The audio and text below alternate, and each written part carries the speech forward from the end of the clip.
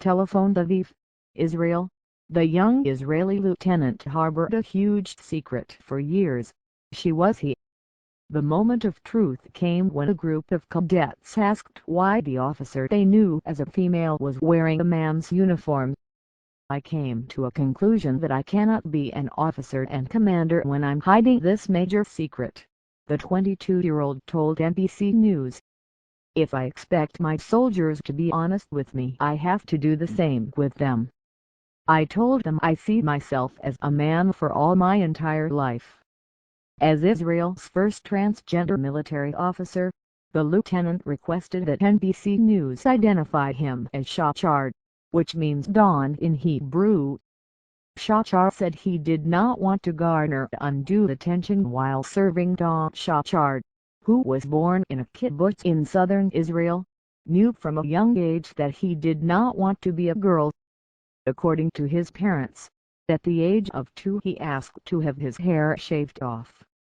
When he was 4, he told them he no longer wanted to wear dresses. From that moment on he looked like a boy, but did not know how to explain his feelings. It wasn't until Shachar was 16 that he learned the term transgender and the missing piece of the puzzle fell into place. In a period of 3 months I told my parents and closest friends, and it was a great moment of feeling free, he told NBC News in an interview at Tel Aviv's Air military base.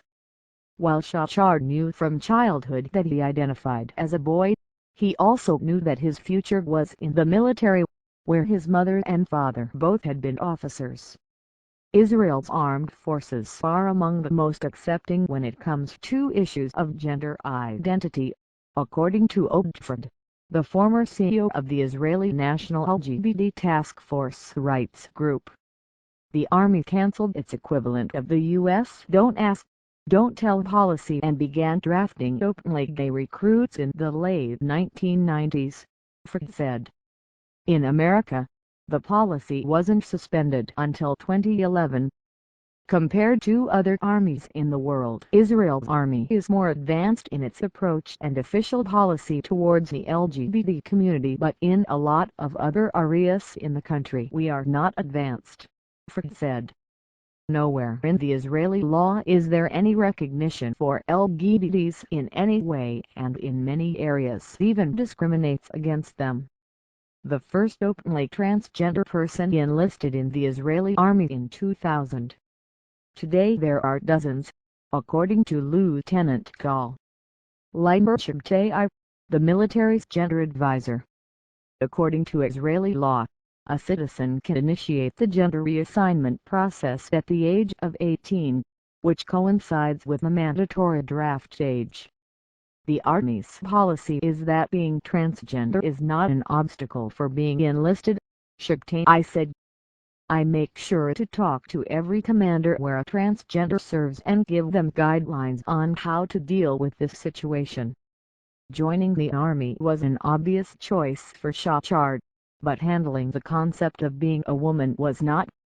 However, he joined the military, and was drafted as a female. My biggest and hardest moment going into the Army was standing online to receive my uniform, he said. I was listed as female, so they gave me the women's uniform. I took the biggest size you can get so it would not look feminine in any way.